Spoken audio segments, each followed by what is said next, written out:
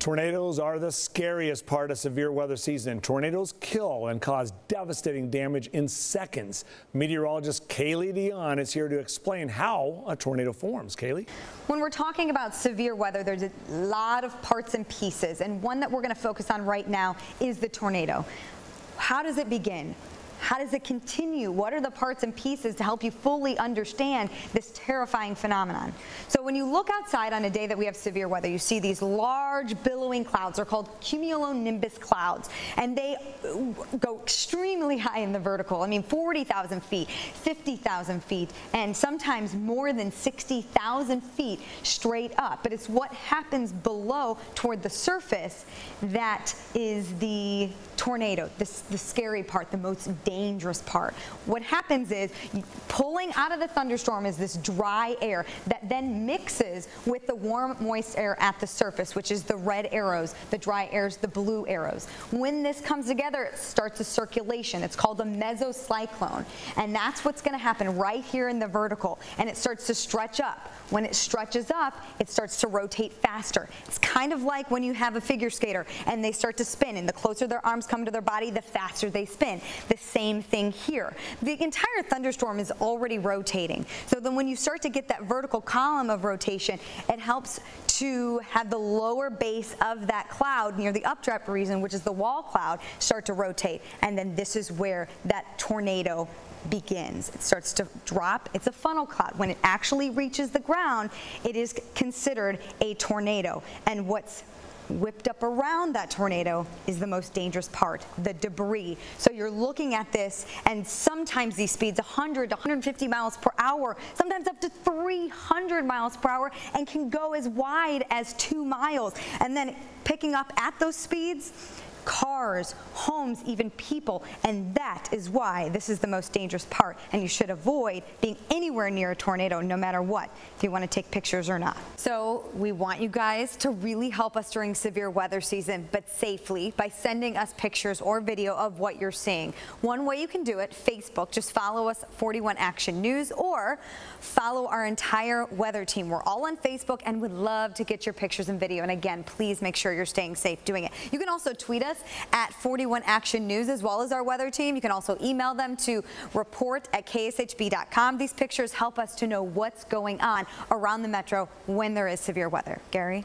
JD, thank you so much. The best thing you can do when severe weather hits is have a plan, and meteorologist Kaylee Dion is here to talk about the plan and what we need to get prepared for. Yeah, that's right, Gary. Number one, you need to have an idea of where to go when severe weather hits, whether that's your basement or a nearby storm shelter. And it's important to put together a severe weather kit.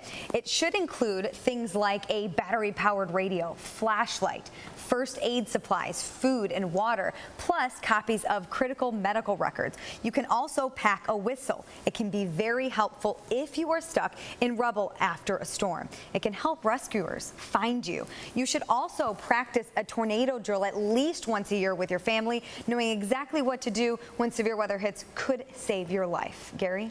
So much for those preparation tips. Learning the importance of severe weather safety starts at a young age. Kaylee Dion is back now to talk about your talk with some kids. Yeah, Nicole Phillips and I went out and talked to second graders a couple of months ago. We asked them about tornadoes and what they do when there is a tornado warning. Take a listen.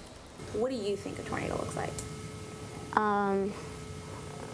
Like a black or brown swirling thing that knocks everything over. Looks like just a spinning tube. I think I've been in a tornado. The day I was born, there's a tornado. And I was asleep, surprisingly. Where do you go when there's a tornado? In your basement. How does your family get your warnings?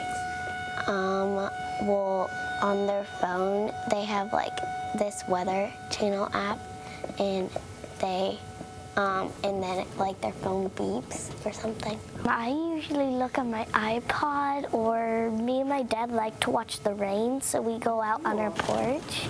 We always hear the tornado warnings. I think they're kind of scary, but like I'm not really afraid of them. You're not afraid of them? Like I wouldn't like to be in one. They just look really scary, and they're going around in circles so fast. why I'm scared of them is because like they can like kind of knock your house down. And why I'm not scared of them is because I know I'm probably going to be safe down in the basement. They all had some great answers. So this just shows how important it is to go over a severe weather plan with your family. They're afraid, but they know what to do. They have some great answers. Now they're prepared because they know where to go, and they're also a little bit scared. Yeah. So Nicole, you did a great job.